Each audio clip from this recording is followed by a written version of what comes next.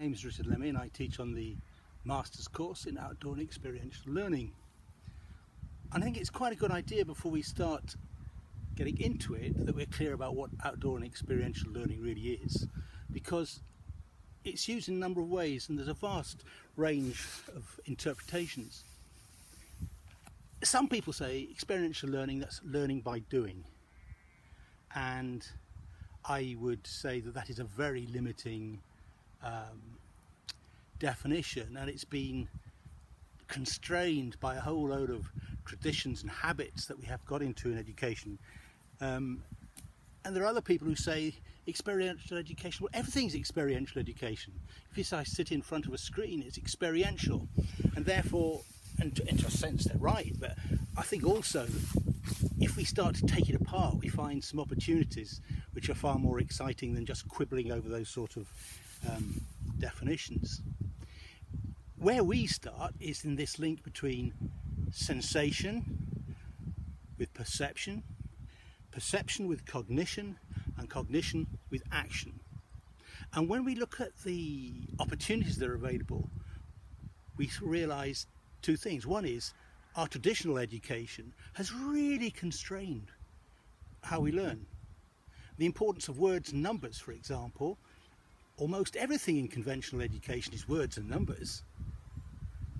But experience is much more than that. If we look at senses, do we actually maximise? Have we lost, in fact, the use of some of our really fine-toned senses?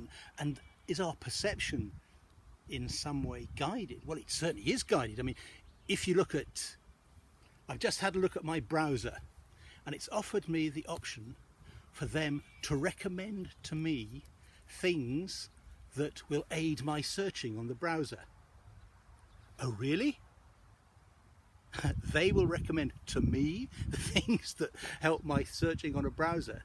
And that's a very crass, but certainly an up-to-date idea of how traditions over the past have guided how we perceive things. And our habits and our values all need re-examination almost, in terms of how we take our perceptions and how we use our cognition. And if we're aware that our perceptions and cognitions are somehow limited and constrained, then wow, we get into all sorts of opportunities and critiques which will enrich and I would put it would increase our personal agency. And that's really what it's all about.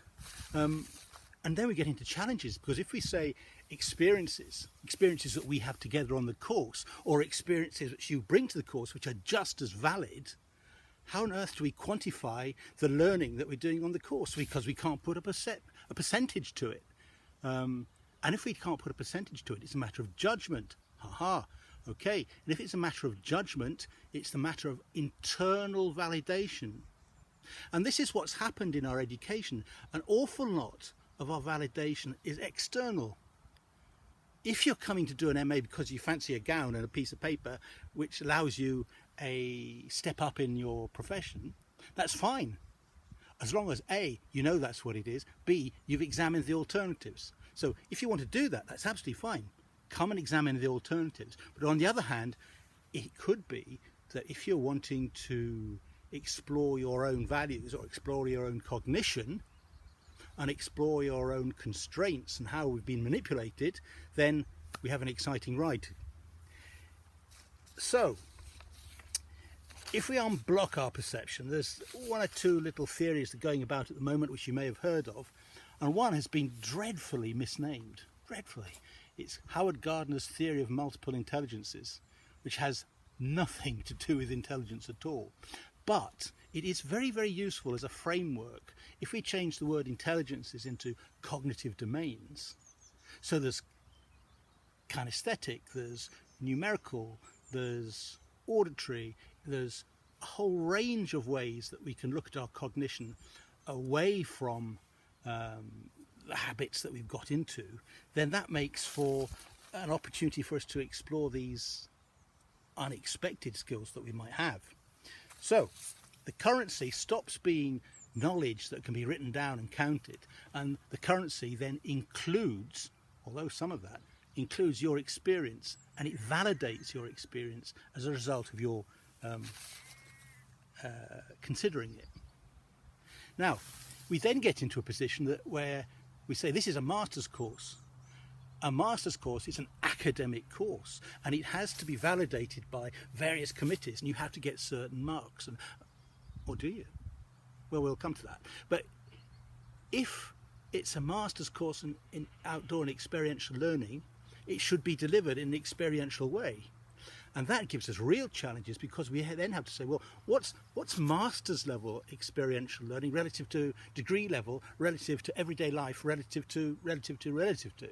And that is where our challenge comes, because the process of the master's course is cooperative and exploratory and critical, as well as feeding in perfectly valid traditional research.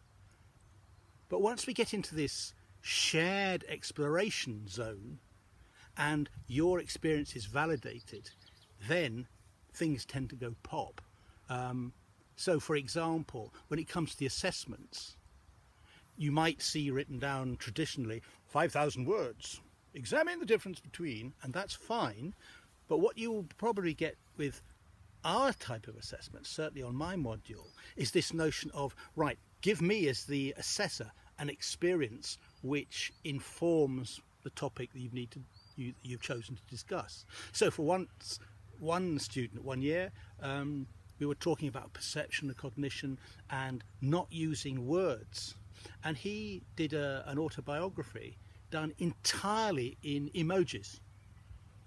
And I looked at it and I thought, oh, God, blimey, I don't want to go into IT and all this. I want human experience. But it was very, very interesting how he'd used symbols, unfamiliar symbols, not letters and numbers, but unfamiliar symbols from which I could construct a meaning. And what then happened was, after, there must have been, 400 symbols? After about 200 symbols, something really strange started to happen in my brain, when my whole cognition, I was getting meaning without words or numbers, and it was an experience for me. Some students do sculptures, some students do experiences, some students do poetry, some people do traditional academic critique, and that's all fine. But the point about it is that we've got to walk the talk, we've got to live this, and if we do that, then we stumble into, one, how we have been manipulated and controlled because it is easy to measure, and the second thing is, wow, look at all these things we haven't considered. And when you take that back into a home setting, it becomes very exciting. We had a primary school teacher, and after 3 days of this, she was ready to kill me, because it wasn't structured like the national curriculum. And then she had an experience. It was on the Ribbles Head Viaduct, when suddenly she was looking at nature and the whole thing hit her, and she came back transformed. And she is now an exemplar for all sorts of things that are going on in schools. Now, we've talked about experiential learning, but we haven't talked about the outdoory bit. Now, the outdoory bit, or the unprocessed bit, or the however you want to call it, all these words like outdoors, natural, are all a bit problematical. The whole thing about that is that if we consider our senses, for example, and our cognition in evolutionary terms,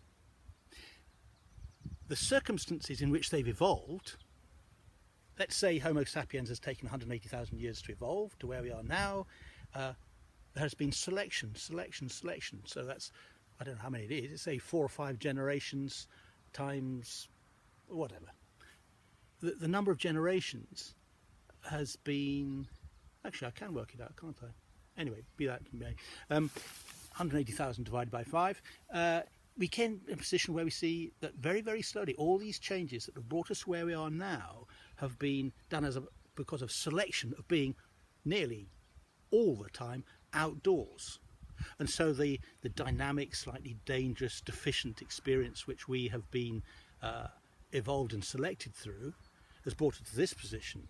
And in this position, if we're going to realise ourselves maximally, what we need to do is to put ourselves into the circumstances in which we evolved.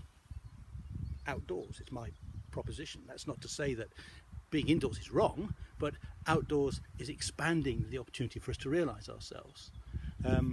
So we then, when we're looking at experience initially, therefore, doing it in the outdoors without a lot of clutter helps us to explore ourselves internally, but also it helps to build the reconnection with the natural world. And I think that at the moment is absolutely crucial. I think we're losing a lot of this, and I'm sure many of you will be drawn to this course by virtue of the fact that you experience it as well. So, outdoors, we have a tradition at Ambleside where we do this, and we go outdoors a lot. Just to sum up then, the course is trying, well, I hope it does, it is an exemplar of outdoor and experiential education. It's cooperative, it's exploratory, it's challenging, and it's critical. And how good it is to do with me, it's to do with the outdoors, but it's also to do with you. I came to this by working with a big name in the outdoors who is still with us, Colin Mortlock, and on that course I did as a teacher, we had a solo in Ennerdale, and it's the first solo I'd ever done in an educational setting. And rather like my friend who had the experience on the Ribbles Head Viaduct, I had this moment of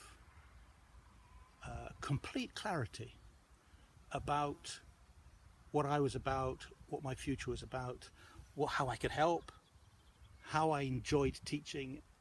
And that was an example of sort of Satori-like experience of sort of what they would now call aha. And if we could invite you onto the course so that at some stage you have that wonderful aha experience, then I would give myself 100%. I would give you 100%, and I'd give the natural world 100%, if that's what you're into. That, by the way, was a joke. So, you'll be most welcome. I hope it'll be exciting. There's something I say to my colleagues, never too loud, which is I would almost pay to teach the course, because the students who come are just so fascinating and cause not a little bother sometimes, but it's all very creative. I look forward to meeting you, and welcome to the crazy world of outdoor and experiential education.